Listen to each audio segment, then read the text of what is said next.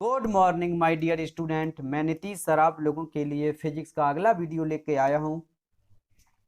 My dear student, अभी हम theory जो भी हमने आपको थ्योरी वगैरह न्यूमेरिकल वगैरह पढ़ाए थे, आज हम कुछ प्रश्न लेके आए हैं। क्या लेके आए हैं? प्रश्न।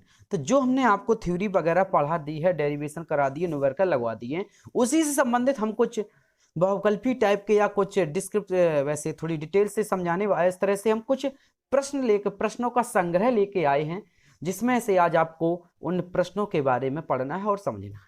ठीक है, तो इस वीडियो के अंत तक बने रहिए। यकीन है कि आपको कुछ आज नया कुछ मिलेगा। ठीक है, इस वीडियो में हम इस तरह के आज हम 2-3 दिन लगातार कुछ नए नए प्रश्नों का अभ्यास करेंगे, जिससे आप जो भी हम पढ़ चुके हैं वो हमारा एक बार रिवीजन हो जाए और सही से लर्न हो जाए, दिमाग में सही से समझ में आ जाए। ठीक है, तो इसी के साथ ही मैं नीतीश सर इस वीडियो को शुरू करते हैं। आइए पढ़ते हैं। हमने क्या बताया माय डियर स्टूडेंट, हम कुछ प्रश्नों का संग्रह लेके आए। तो उन प्रश्नों का संग्रह लेके आए हैं, तो उनको हम बारी बारी से एक एक करके पढ़ते। सबसे पहले हम बात करते हैं माय डियर स्टूडेंट किसकी। सबसे पहले बात कर, सबसे पहला प्रश्न है वो आपकी स्क्रीन पर ये रहा। एक स्थिर आवेश, ध्यान समझना क्या है, एक स्थिर आवेश उत्पन्न करता है। ये दो ऐसे प्रश्न है माय डियर स्टूडेंट जो बार बार परीक्षाओं में बहुत बार आते हैं। एक प्रश्न आपका आता है एक स्थिर आवेश उत्पन्न करता है, एक आता है एक गतिमान आवेश उत्पन्न करता है। ये दो प्रश्न आपके बार बार परीक्षा में पूछे जाते हैं।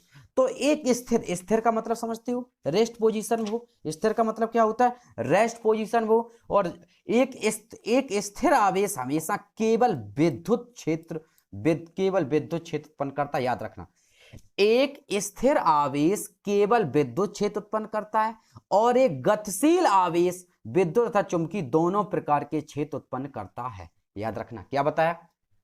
एक स्थिर आवेश केवल विद्युत क्षेत्र उत्पन्न करता है और एक गतिमान आवेश चुंबकीय तथा विद्युत दोनों प्रकार के क्षेत्र उत्पन्न करता है। इतनी बात क्लियर रहेगी, लर्न हो जाएगा, इतना दिमाग में रहेगा। चलो, ये आपका पहला प्रश्न था, क्लियर है, समझाने वाला था। दूसरा जो प्रश्न है वो देखो, निम्न में से कौन सा विद्युत क्षेत्र का मात्रक नहीं है। सबसे पहले तो बात करते हैं माय डियर स्टूडेंट विद्युत क्षेत्र। विद्युत क्षेत्र का मतलब होता है वैद्युत क्षेत्र की तीव्रता। याद रखना, विद्युत क्षेत्र लिखा हो या विद्युत क्षेत्र की तीव्रता लिखा हो, दोनों का एक ही मतलब होता है। फॉर्मूला होता है E बराबर एफ अपॉन क्यू नॉट, या क्यू क्या होता है फॉर्मूला? E बराबर एफ अपॉन क्यू नॉट होता है। क्या होता है फॉर्मूला? E बराबर F upon Q not. F जो होता है उसका मात्रक होता है न्यूटन, उसका मात्रक होता है न्यूटन। क्यू होता है आवेश, उसका मात्रक होता है कूलाम। क्या होता है मात्रक? कूलाम। यानी विद्युत क्षेत्र जो ई होता है इसका जो मात्रक होता है वो होता है न्यूटन प्रति कूलाम। क्या होता है? न्यूटन प्रति कूलाम। विद्युत क्षेत्र जो कैपिटल ई होता है इसका मात्रक होता है न्यूटन प्रति कूलाम। क्या होता है माय डियर स्टूडेंट? विद्युत क्षेत्र जो होता है उसका मात्रक होता है न्यूटन प्रति कूलाम। ठीक, पहला मात्रक ध्यान समझना, पहला। एक और यहीं से मात्रक और एक और होता है फॉर्मूला E बराबर, ध्यान समझना, E बराबर V अपॉन डी। क्या होता फॉर्मूला? नहीं, क्या हुआ हमको बता। E बराबर V अपॉन डी, भूल गए। हाँ, E बराबर, हाँ E बार सॉरी सही है, E बराबर V अपॉन डी। हाँ, वही कैंची गुणा कर दो। एक फॉर्मूला होता है माय डियर स्टूडेंट E बराबर V अपॉन डी। तो V होता है विभव, इसका मात्रक हो गया वोल्ट। डी होती दूरी, इसका मात्रक हो गया मीटर। मतलब एक विद्युत क्षेत्र का ये और मात्रक होता है वोल्ट प्रति मीटर। ध्यान रखना, एक विद्युत क्षेत्र का एक विद्युत क्षेत्र का मात्रक होता है न्यूटन प्रति कूलाम, एक विद्युत क्षेत्र का मात्रक होता है वोल्ट प्रति मीटर। क्या होता है? वोल्ट प्रति मीटर। और भी अब देखो, न्यूटन प्रति, ये लिखा न्यूटन प्रति कूलाम। न्यूटन प्रति कूलाम से एक और मात्रक बना सकते हैं, कैसे देखना ध्यान से। न्यूटन प्रति कूलाम लिखा, तो न्यूटन को हम लिख सकते हैं जूल। ध्यान समझना, joule into metre, joule into metre, sorry joule नहीं, जूल इंटू मीटर नहीं, जूल बटे मीटर। ठीक है, थोड़ा साफ करते हैं, ये लो, जूल इंटू मीटर। कैसे बताएं? आपको पता है माय डियर स्टूडेंट कि जो न्यूटन लिखा है, अगर न्यूटन में हम मीटर का मल्टीप्लाई करते हैं, न्यूटन इंटू मीटर, तभी तो जूल बनेगा। तो मीटर का ऊपर मल्टीप्लाई करेंगे, मीटर का नीचे मल्टीप्लाई करेंगे, तभी तो बनेगा। नहीं बात समझ में, ध्यान समझो। वैद्युत क्षेत्र की तीव्रता का मात्रक न्यूटन, यहां देखो, वैद्युत क्षेत्र की तीव्रता का मात्रक न्यूटन प्रति कूलाम होता है, अभी बताया। ठीक, अगर हम इसमें माय डियर स्टूडेंट ऊपर नीचे मीटर से गुणा कर दें, ऊपर नीचे हमने मीटर से गुणा कर दिया। जब ऊपर नीचे मीटर से गुणा कर दिया, मुझे पता है न्यूटन इंटू मीटर, इस पूरे को मिला करके हम क्या लिख सकते हैं, जूल लिख सकते हैं, ठीक। और नीचे क्या लिखा है, कूलाम, और नीचे क्या बच गया, मीटर। यानी एक और इसका मात्रक होता है, वो होता है जूल प्रति कूलाम इंटू मीटर। क्या होता है, जूल प्रति कूलाम इंटू मीटर। किसका, वैद्युत क्षेत्र की तीव्रता का मात्रक जूल प्रति कूलाम इंटू मीटर होता है। बात समझ में आई। अब देखो ऑप्शन पर, अब कुल समझ गए। इसी तरह से आपके एग्जाम में पूछे जाते हैं प्रश्न कि एकदम पूछ दिया इनमें से कौन सा नहीं है, भले ही आपको याद है, अब आपने न्यूटन प्रति कूलाम लर्न कर लिया, इसीलिए तो ये फिजिक्स है। माय डियर स्टूडेंट, ये फिजिक्स का मतलब है पर माइंड लगाओगे तभी आएगी, माइंड अगर नहीं लगाओगे तो नहीं आएगी। खूब आपका प्रश्न कंप्लीट है, खूब आपको लर्न है, लेकिन जब प्रश्न आएगा तो उस प्रश्न पर आपको अलग एक्स्ट्रा माइंड लगाना पड़ेगा, तभी उसको सॉल्व कर सकते हैं, ठीक है। अब आपको वैद्युत क्षेत्र तीव्रता का मात्रा खूब लर्न होगा न्यूटन प्रति कूलम, लेकिन नहीं, उसने कह दिया कौन सा नहीं है। अब चारों के बारे में पता होगा तभी तो गलत बता पाएंगे आप, सही है। तो मेरे पास यहां पर 3 मात्रक निकले, कौन से, वोल्ट प्रति मीटर, वोल्ट प्रति मीटर है, बिल्कुल सही, प्रति का मतलब माइनस पावर, ठीक। तो वोल्ट प्रति मीटर, हाँ, तो सी ऑप्शन तो है, ये देखो निकाल चुके हम, ठीक। न्यूटन प्रति कूलम, ये भी आपका मात्रक है, न्यूटन प्रति कूलम, ये भी हम निकाल सके। और अगला बचा है जूल प्रति कूलम इंटू मीटर, ये भी मात्रक है। तो कौन सा ऑप्शन बचा, बी, यानी जूल प्रति कूलम, ये वैद्युत क्षेत्र की तीव्रता का मात्रक नहीं होता है, और बाद बाकी तीन जो मात्रक लिखे वो तीनों आपके वैद्युत क्षेत्र की तीव्रता की मात्रक होते हैं। आपको मजा आया, समझ में आया क्या नहीं आया, ठीक। अगर समझ में आए, इस तरह की अगर आपको लगे कि हाँ इन इस तरह की वीडियो से, इस तरह के प्रश्नों से आपका कुछ बेनिफिट है, तो हमें कमेंट्स बॉक्स पे लिख में बताना, तो हम आपको वीडियो बना देंगे, ठीक है। और आपको अगर इस तरह की आवश्यकता नहीं है, आप लोग आते हैं तो कोई रिक्वायरमेंट नहीं, ठीक है। आपके रिक्वायरमेंट के अनुसार ही हम वीडियो बनाएंगे। आप लोग अगर कहेंगे, कम से कम 15-20 लोग जितने भी हैं ऑनलाइन, जितने भी जुड़े लोग हैं, ठीक है, वैसे तो बहुत हैं, 15-20 लोग अगर कहेंगे तो ही बनाएंगे वीडियो। चलो, निम्न में कौन सा विद्युत क्षेत्र का मात्रक नहीं है, तो कौन सा नहीं है, जूल प्रति कूलम, ये नहीं। चलो क्लियर है, चलो आगे देखो। विद्युत क्षेत्र की तीव्रता का एसआई मात्रक है, देखो आ गया अब याद, न्यूटन प्रति कूलम आ गया, एसआई मात्रक न्यूटन प्रति, विद्युत क्षेत्र की तीव्रता का, विद्युत क्षेत्र की तीव्रता का एसआई मात्रक न्यूटन प्रति कूलम। आगे का एसआई पद्धति में एप्सिलॉन जीरो का मात्रक क्या, क्या बात है, एप्सिलॉन जीरो याद है, एप्सिलॉन जीरो का मात्रक बिमीसूत्र हम सारे निकलवा चुके, निकाल चुके। यहाँ एप्सिलॉन जीरो का मान कितना होता है, एप्सिलॉन जीरो का मान होता है 8.85, 8.85 गुणा 10 की पावर -12 होता है। अगर मात्रक की बात करें तो क्या होता है बताया, एप्सिलॉन जीरो के मात्रक की बात करें तो क्या होता है, तो इसका मात्रक होता है कूलम स्क्वायर प्रति न्यूटन इंटू मीटर स्क्वायर। क्या होता है फॉर्मूला, एप्सिलॉन जीरो का जो मात्रक होता है वो होता है कूलम स्क्वायर प्रति न्यूटन इंटू मीटर स्क्वायर, ठीक है, सही तो होता है, ओके। तो कूलम स्क्वायर प्रति न्यूटन इंटू मीटर स्क्वायर, देखो कोई मिल रहा है, पहला ऑप्शन मिल रहा है, कूलम स्क्वायर और प्रति का मतलब माइनस में लगा देती पावर, तो पता। अच्छा ये जो हम सही कर रहे पता है क्या, नहीं, देखो ऐसे करके ही तो फर्स्ट ईयर पढ़ा था, इसलिए हम नहीं बता रहे।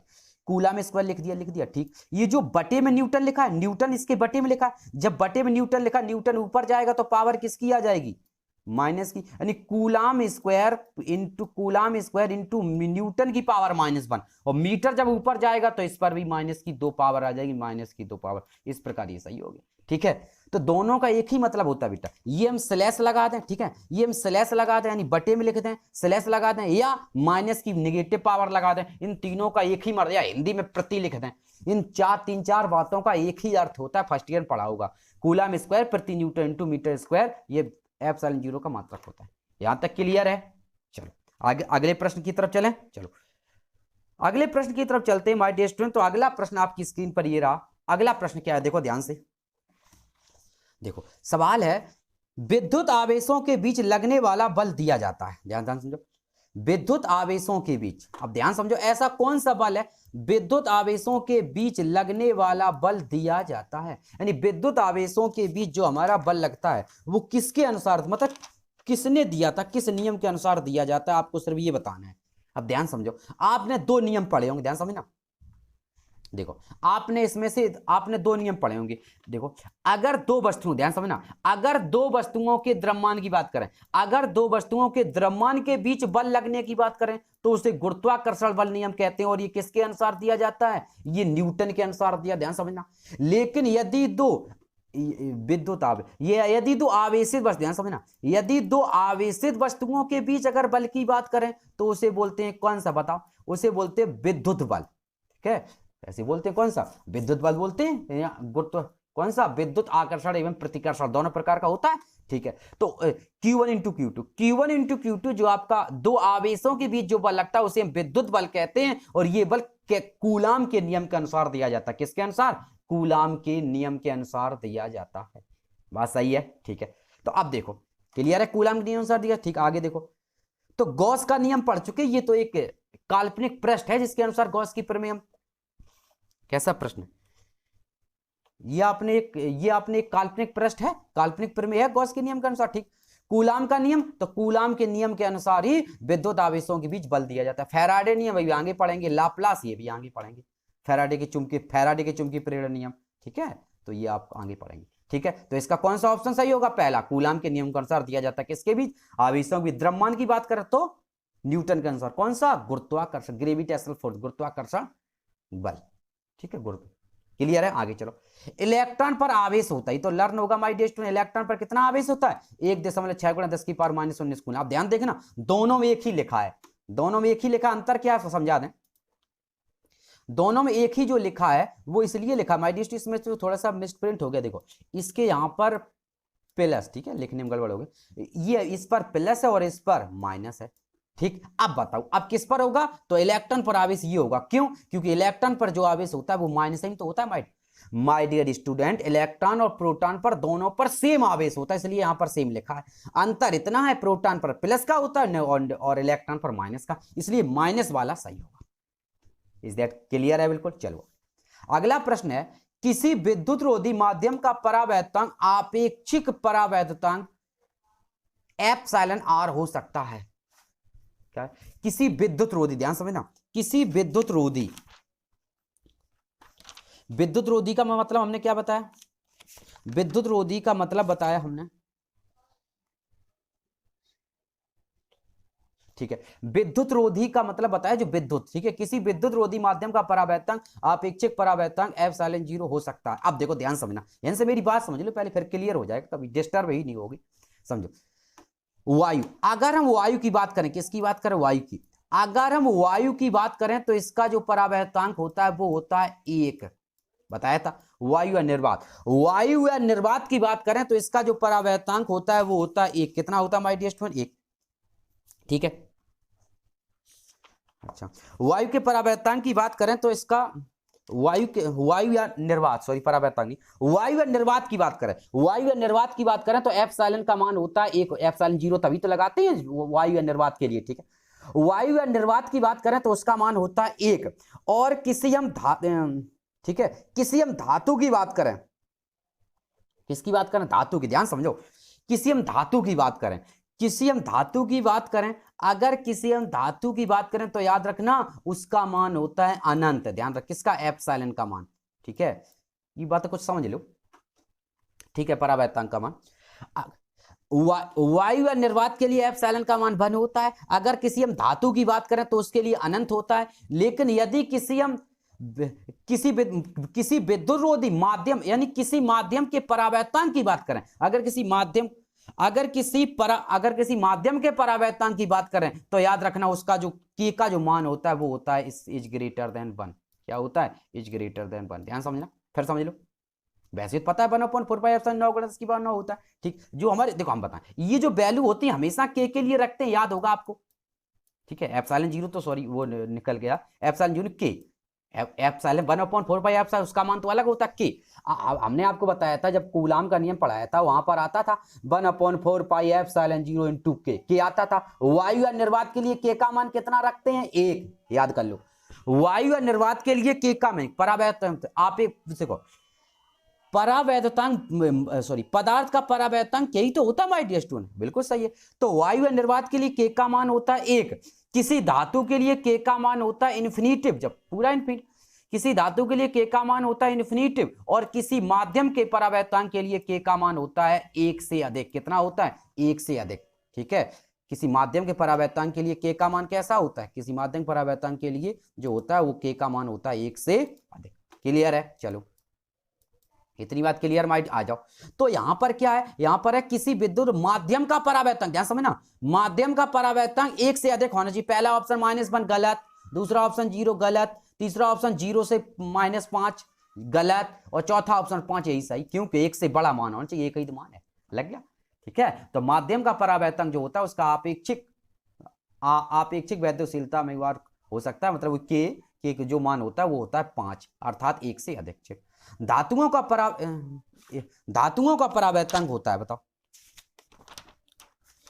धातुओं का क्या है, गलत तो नहीं हो गया, अच्छा ठीक है। धातुओं का परावर्तन होता है, अभी हाल बताया था हमने, ध्यान लगाओ। धातुओं का परावर्तन कितना होता है, अनंत होता है। तीनों चीज रट लो, वायु के लिए के का मान 1, धातुओं के लिए के का मान अनंत, और किसी माध्यम के परावर्तन के लिए के का मान होता है वो होता है 1 से अधिक। तीन ही लाइन है। तो धातुओं के लिए परावर्तन का मान कितना होता है, 1 से अधिक। धातुओं के लिए परावर्तन का मान होता है वो होता है 1 से अधिक, सॉरी धातुओं के लिए परावर्तन का मान इन्फिनिटिव, यानी ये ऑप्शन, और माध्यम का परावर्तन 1 से अधिक। ये तीनों चीजें चलेंगी, अब तो कभी गलत नहीं होगा। चलो आगे देखो, अगला सवाल है, एक प्रोटॉन तथा एक इलेक्ट्रॉन एक समान विद्युत क्षेत्र में स्थित है। क्या कहा, एक प्रोटॉन तथा एक इलेक्ट्रॉन एक समान विद्युत क्षेत्र में स्थित है। एक इलेक्ट्रॉन और एक प्रोटॉन है, वो एक समान विद्युत क्षेत्र में स्थित हैं। कैसे हैं, एक समान विद्युत क्षेत्र में स्थित हैं। अच्छा, आगे कहा है, उन पर लगने वाले विद्युत बलों के परिमाण स्थित। पहला ऑप्शन है, उन पर लगने वाले विद्युत बल बराबर होंगे। उन पर लगने वाले विद्युत बलों के परिमाण बराबर होंगे, उनके त्वरण बराबर होंगे, उनके त्वरणों के परिमाण बराबर होंगे। बताओ क्या बराबर होगा, बल बराबर होंगे, त्वरण बराबर होंगे, या त्वरणों के मान बराबर। देखो, तो त्वरण से हमें कोई मतलब नहीं, ये दोनों ऑप्शन तो पहले से गलत हो गए। ध्यान समझना, हम जो बता रहे, पहला ऑप्शन का दूसरा ऑप्शन गलत, दोनों गलत, त्वरण से कोई मतलब तो है नहीं। ठीक, एक प्रोटॉन तथा एक इलेक्ट्रॉन एक समान रूप से विद्युत क्षेत्र में स्थित। ध्यान समझना, एक प्रोटॉन तथा एक इलेक्ट्रॉन एक समान रूप से विद्युत क्षेत्र में स्थित है। जब ये एक समान रूप से विद्युत क्षेत्र में स्थित हैं, तो माय डियर स्टूडेंट मेरी बात ध्यान रखना कि अगर हम प्रोटॉन की बात करें तो इनके बीच में जो बल लगेगा वो पॉजिटिव लगेगा, और जो इलेक्ट्रॉन की बात पर उस पर निगेटिव आवेश होगा, क्योंकि जब भी जो हमारा बल होता है वो हमारे आवेश पर निर्भर करता है। अतः उनके बल विद्युत बल के बराबर नहीं, उनके परिमाण के बराबर होता है। आपको पता होगा, जैसे देखो आपने फर्स्ट ईयर पढ़ा होगा, जैसे कैपिटल एफ है, कैपिटल एफ का मान माइनस है, अगर हम मॉड निकाल दें तो बाहर कैसा निकलेगा, एफ बने निकलेगा, वो भी कैसा निकलेगा, पॉजिटिव निकलेगा, क्योंकि मॉड से जब भी कोई चीज निकलती है वो कैसी निकलती है, पॉजिटिव। अतः इनके जो बराबर होंगे क्या होंगे, विद्युत बलों के परिमाण बराबर होंगे, क्योंकि उसमें निगेटिव पॉजिटिव का कोई काम नहीं होता। सही है, यहां तक क्लियर है, उसमें निगेटिव पॉजिटिव का तो कोई काम होता नहीं यहां तक, तो इस जगह तक क्लियर है, ये बताओ। ओके चलो, तो क्या है, उन पर लगने वाले विद्युत बलों के परिमाण बराबर होंगे, यहां तक बिल्कुल आपका क्लियर होगा। अगला है, विद्युत क्षेत्र में प्रवेश करने वाले एक इलेक्ट्रॉन का प्रारंभिक वेग विद्युत क्षेत्र से भिन्न दिशा में है, विद्युत क्षेत्र में इलेक्ट्रॉन का पथ होगा। बताओ, जो आपका पथ होगा, देखो क्या है, विद्युत क्षेत्र में प्रवेश करने वाले एक इलेक्ट्रॉन का प्रारंभिक वेग विद्युत क्षेत्र से भिन्न दिशा में है। अब याद करो, फर्स्ट ईयर बताया था, जब किसी कण को किसी ऊर्ध्वाधर दिशा से किसी भिन्न दिशा में फेंका जाता है तो उसका पथ कैसा होता है, परवलयाकार होता है। रटा होगा, विद्युत क्षेत्र में इलेक्ट्रॉन का पथ होगा परवलयाकार होता है। रटा है, कहां से, इलेक्ट्रॉन का प्रारंभिक वेग विद्युत क्षेत्र से भिन्न दिशा, विद्युत क्षेत्र मान लो ऊपर की ओर, ध्यान समझना, जैसे मान लो ऊपर की ओर है, अब विद्युत क्षेत्र से भिन्न दिशा में फेंका जाता है ऐसे करके, तो ये याद आया फर्स्ट ईयर में। हाँ, तो कैसा पथ होगा, इसका जो पथ होगा वो आपका परवलयाकार होगा। क्लियर है, ठीक, इसका जो पथ होगा वो कैसा होगा, परवलयाकार होगा। चलो अगला है, एक पृथक्कृत चालक गोले को कुछ धनावेश दिया जाता है। एक पृथक्कृत चालक गोले को कुछ धनावेश दिया जाता है, इसका द्रव्यमान क्या कहा यार, अच्छा, एक पृथक्कृत चालक गोले को कुछ धनावेश दिया जाता है तो इसका द्रव्यमान क्या होगा, इसका द्रव्यमान क्या होगा। अब ध्यान समझना, एक पृथक्कृत चालक गोले को कुछ धनावेश दिया जाता है, मतलब कोई एक पृथक्कृत चालक है उसको आप आवेश देते हैं, कौन सा, धन आवेश। ठीक है, तो धन आवेश देने का मतलब है उससे इलेक्ट्रॉन निकलेंगे, ध्यान समझना। धनावेश, जब धनावेश का मतलब क्या होता है, जब किसी पर धनावेश आता उससे इलेक्ट्रॉन निकलेंगे, और जब किसी पर धनावेश आता है उसका क्या होता है, इसका द्रव्यमान क्या हो जाएगा बताओ, तो इसका द्रव्यमान जो होगा वो घटेगा। कैसा होगा, घटेगा। जब किसी वस्तु को हम धनावेश देते हैं तो उसका द्रव्यमान जो होगा वो कैसा होगा, घटेगा। एक पृथक्कृत चालक गोले को कुछ धनावेश दिया जाता है तो इस पर तो इसका द्रव्यमान क्या होगा, घटेगा। क्लियर है, इतना क्लियर है। चलो आगे चलो, अगला है किसी चालक से। क्या है माय डियर स्टूडेंट, किसी चालक से, किसी चालक से 10 की पावर 6 इलेक्ट्रॉन को निकाला जाता है। चालक पर आवेश है, तो ये तो सबको रटा होगा, रटा है, बताओ। यहां तक तो क्लियर है। किसी चालक 10 की पावर 6 इलेक्ट्रॉन को निकाला जाता है, चालक पर आवेश है, क्या होता है फॉर्मूला, Q बराबर एन। एन का मान कितना होता है, 1.6 गुणे 10 की पावर -19, यही होता है। ठीक, और इलेक्ट्रॉन इस पर इलेक्ट्रॉनों की इलेक्ट्रॉन संख्या की बात करें 10 की पावर 6, अगर दोनों को जोड़ देंगे तो आंसर कितना आएगा, 1.6 गुणे 10 की पावर -13, कितना होगा, 1.6 गुणे 10 की power -13 coulomb. Option number C सही है। कितना आवेश होगा, आवेश होगा 1.6 गुणे 10 की पावर -13 कूलाम का आवेश होगा। है क्लियर, बहुत सरल है, तो रटवाई थी। ठीक है, दूसरा देखो, एक वस्तु पर 1 कूलाम का ऋणात्मक आवेश है, उस पर इलेक्ट्रॉनों की संख्या समान अवस्था से है। ये भी तुम्हारा सवाल में हमने लगवाया है। एक वस्तु पर 1 कूलाम आवेश है, ठीक है, इलेक्ट्रॉन संख्या है, तो क्या होता है फॉर्मूला बताओ। फॉर्मूला होता है माय डियर स्टूडेंट एन बराबर Q/E होता है। ठीक, आवेश कितना, 1 कूलाम का आवेश है, वो भी निगेटिव, ठीक है, वो बाद में देखेंगे। ई, और ई का मान कितना, इश्क, ई का मान कितना, ई का मान हमें दिया 1.6 गुणे 1.6 गुणे 10 की पावर -19, क्या बताया, जो ई होता है, सही है, जो ई होता है सॉरी, स्मॉल एन बराबर Q/E। क्यू मतलब कितना आवेश है, एक आवेश है, और स्मॉल ई जो है इस पर आवेश कितना होता है, इस पर आवेश होता है 1.6 गुणे 10 की पावर -19 कूलाम। तो अगर आप एक में इसका 1.6 गुणे 10 की पावर -19 से डिवाइड कर देंगे, अच्छा ठीक है, ओके, कहाँ था, हाँ सही है, सही सही,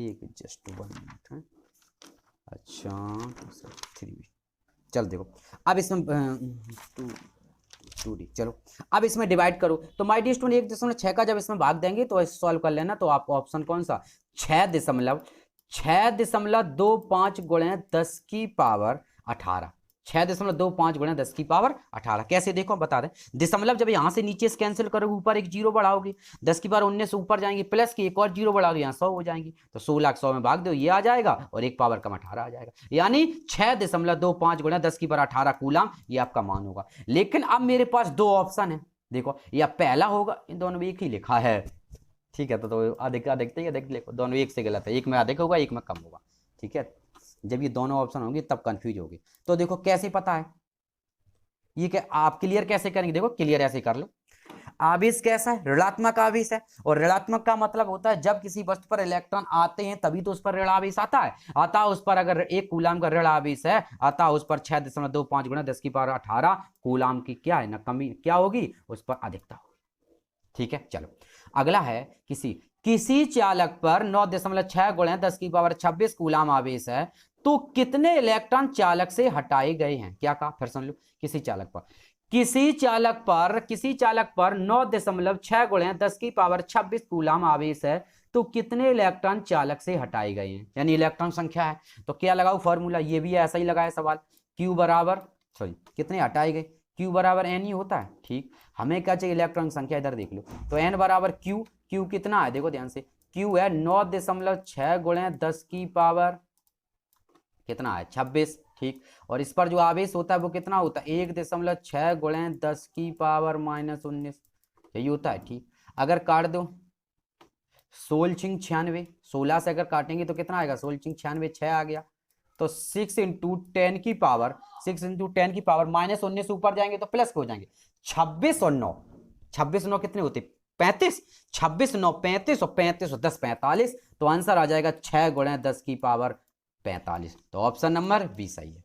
क्या हो जाएगा 6 गुणा 10 की पावर 45, यानी ऑप्शन नंबर 1 क्लियर हो जाएगा। क्लियर है? चलो आगे देखो। यदि दो आवेशों के बीच की दूरी दुगनी कर दी जाए तो उनके बीच लगने वाला बल हो जाता है। अब देखना बीच के, अब सबसे देखो इन सवाल को ऑप्शन में कैसे लगेंगे देखना।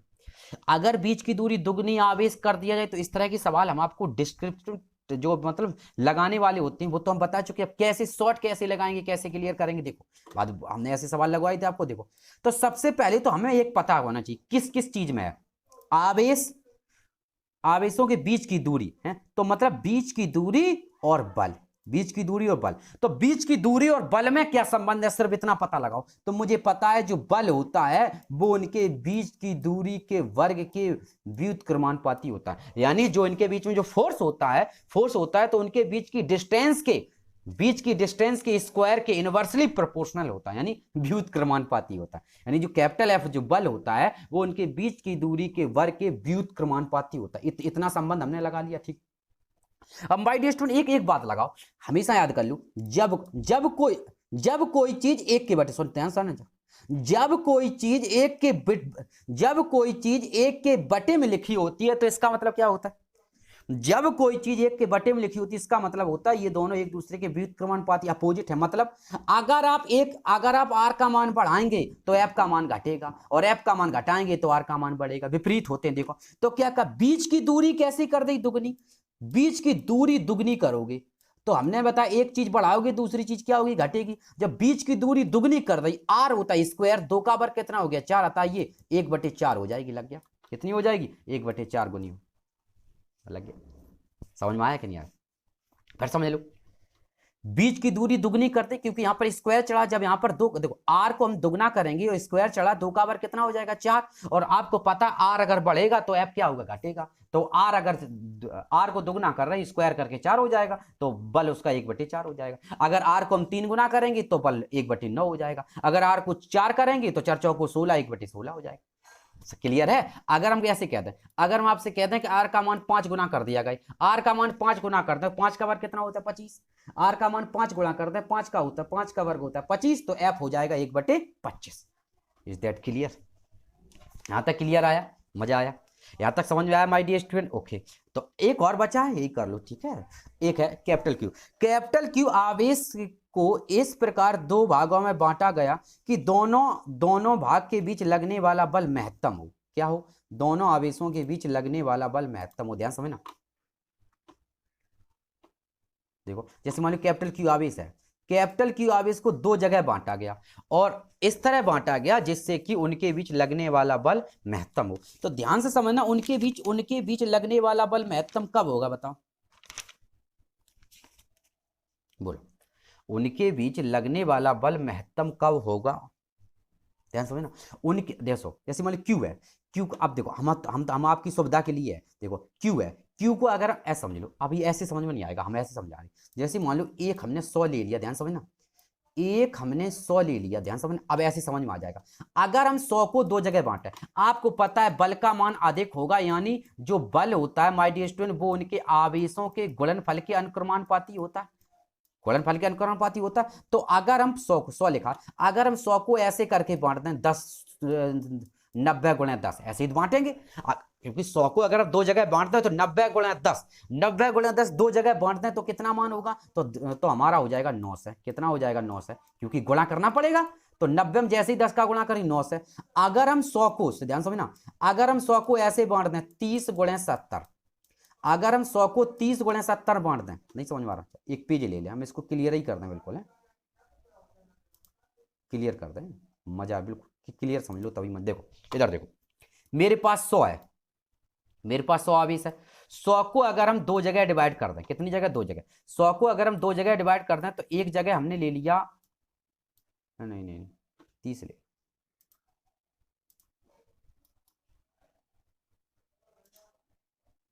अगर 100 को एक जगह हमने ले लिया 30, ठीक, और एक जगह ले लिया हमने 70, एक जगह ले लिया हमने 30 और एक जगह ले लिया हमने 70, अगर दोनों का आपस में गुणा कर दें कितना होगा, 7 या 21 होगा, 7 या 21, इसमें डबल जीरो और लगा दो तो कितना हो गया टोटल 2100, यानी टोटल हमारा 2100 हो गया। सही है, क्योंकि एक 70 ले लिया, 100 ले लिया, 70 30 100 ही तो होंगे, सॉरी 70 30 7 21 21 हो गया, इनके बीच बल 21 निकलेगा।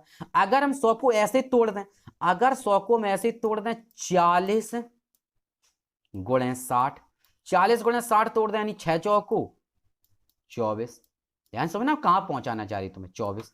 और यदि हम इसे ऐसे तोड़ दें 50 गुणे 50, नहीं 50 50 50 में तोड़ सकते हैं 100 को, तो ये हमारा कितना हो जाएगा 2500 हो जाएगा। अगर हम 100 को ऐसे तोड़ दें, अगर 100 को हम ऐसे तोड़ दें 60 गुणे 40, बात तो भाई है। तो ये बताओ सबसे ज्यादा वैल्यू किसकी आ रही है? अगर हम इसे 90 गुणे 10 में तोड़ दें, 90 10 में तोड़ दें तो हमारा कितना आ जाएगा? 9 से आ जाएगा। आ गया 9 से। अब ध्यान से देखना माय डियर स्टूडेंट, यहां पर सबसे ज्यादा वैल्यू अगर हम बात करें, सबसे ज्यादा वैल्यू कब आएगी? तो सबसे ज्यादा वैल्यू की बात करें, सबसे ज्यादा वैल्यू आपकी आ रही है 2500 आ रही। देखो 2100 2400 900 और 2500, सबसे बड़ी वैल्यू 2500 कब आ रही? सबसे बड़ी वैल्यू 25 आ रही तब जब हमने 100 को 50 50 में तोड़ा, मतलब आधे आधे में तोड़ा। कैसे में तोड़ा? आधे आधे में तोड़ा। बात क्लियर है? हाँ बस। तो यहीं से ये बात समझ में आ गई कि कोई आवेश है, अगर उसके बीच में, अगर उसको तोड़ना, उसके बीच में अगर बल चाहिए, अधिक बल चाहिए, तो उस आवेश को बराबर बराबर दो भागों में बांट दो, आप बल का मान बिल्कुल सबसे अधिक आएगा। क्लियर है? जब ने 30 70 में तोड़ा तब 2100 आया, 40 60 में 2400 आया, 50 50 में 2500 आया, 90 और 10 में 900 आया। तो सबसे ज्यादा कब आया? जब हमने आवेश 100 को 50 50 मतलब आधे आधे में तोड़ दिया। तो हमसे कहा था कैपिटल क्यू में बल का मान आधा आधा, बल का मान अधिक चाहिए तो तोड़ दो आधा, मतलब कैपिटल Q/2 यानी Q/2 यानी Q/2 दो जगह बराबर बराबर भागों में से तोड़ दो। बात क्लियर है? बस ये क्या था? यही आपका आवेश था कैपिटल Q कूलाम के आवेश को। कैपिटल क्यू कूलाम के आवेश को इस प्रकार दो भागों में बांटा गया है कि दोनों भाग के बीच लगने वाला बल महत्तम है। तो कैसा है? Q/2 ये आपका मान होगा। अब तो हमें लग रहा है संभवतः आपको क्लियर समझ में आ गया होगा, बहुत डिटेल समझा दिया। ठीक है, तो आज के लिए इतना ही प्रश्न रखो। अभी तो बहुत प्रश्न लेके आए थे लेकिन थोड़ा सा बड़ा वीडियो हो गया। ठीक है, ओके। तो माय डियर स्टूडेंट, आप बताना अगर ये वीडियो आपको अच्छा लगा, इस तरह की वीडियो आपको और चाहिए तो आप लोग कमेंट्स बॉक्स में लिख के भेजेंगे। ठीक है, कम से कम 20-25 लोगों के कमेंट आने चाहिए तभी वीडियो बनाएंगे, नहीं तो थ्योरी चल लेंगे। ठीक है, ओके। तो जैसा भी वीडियो लगे आप लोग बताना, अच्छा लगे। ठीक है, और आपके अनुसार ही हम वीडियो को आगे बनाए। तब तक के लिए good bye, okay, have a nice day.